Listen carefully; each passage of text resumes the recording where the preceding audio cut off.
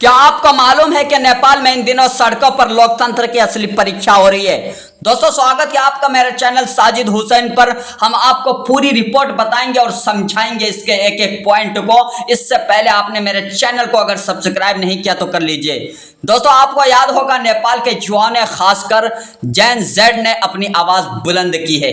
वो बेरोजगारी, भ्रष्टाचार और असमानता के खिलाफ खड़े हुए हैं। लेकिन इस आवाज की कीमत अब तक 19 जानें बन चुकी है। हाँ, 19 लोग इस आंदोलन में अपनी जान गंवा चुके हैं। सवाल यही है कि आखिर लोकतंत्र में जनता की आवाज दबाने का तरीका हमेशा गोलियों और लाठियों से ही क्यों शुरू होता है?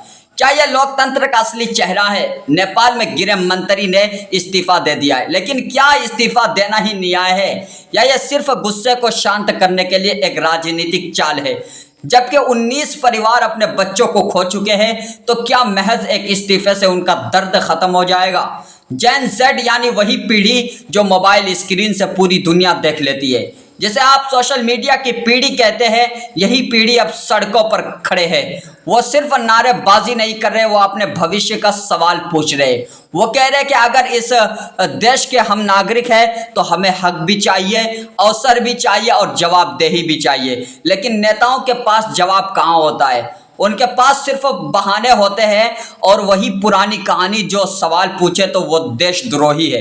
क्या लोकतंत्र में सवाल पूछना गुनाह है? जब चुनाव आता है तो इन्हीं युवाओं को कहा जाता है कि यही देश की ताकत है, यही बदलाव लाएंगे। लेकिन जब वही युवा बदलाव मांगने के लिए सड़क पर उतरते हैं तो सत्ता उन्हें साजिश करने वाला बता देती है। क्या लोकतंत्र सिर्फ तालियां बजाने का नाम है? क्या लोकतंत्र केवल वोट डालने तक सीमित है? नेपाल का यह आंदोलन बताता है कि अब युवाओं का धैर्य टूट रहा है। वो विदेश भागकर मजदूरी करने से अब थक चुके हैं। वो बेरोजगारी से जूझ रहे हैं और जब वे अपने भविष्य का सवाल लेकर सरकार के सामने खड़े होते हैं तो सत्ता उन्हें कुचलने की कोशिश करती है। इंटरनेट बंद कर दिया जाता है, आवाज़ दबा दी जाती है, मीडिया से कहा जाता है कि सब ठीक है।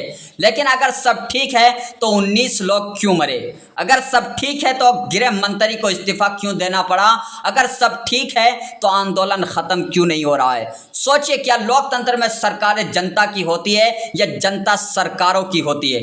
जब जनता मर रही हो और सरकार कहे कि सब सामान्य है, तो सामान्य स्थिति नहीं बल्कि लोकतंत्र का संकट है।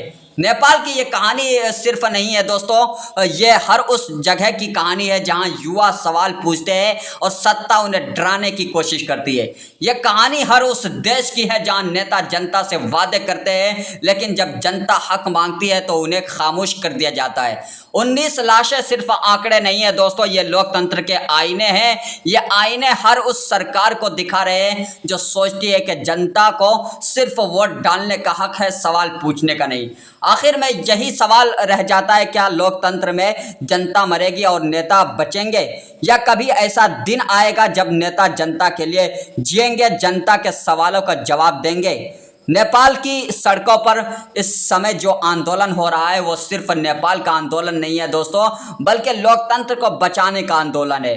और ये आंदोलन हमें याद दिलाता है कि लोकतंत्र की ताकत जनता की आवाज़ है, जिसे कभी दबाया नहीं जा सकता है।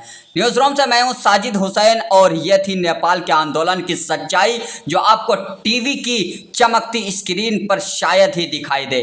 दोस्तों, अगर ये वीडियो आपको अच्छी लगी तो वीडियो को लाइक करें, शेयर करें और चैनल को सब्सक्राइब करना ना भूलें और प्यारा सा कमेंट बॉक्स में एक कमेंट ज़रूर लिखें।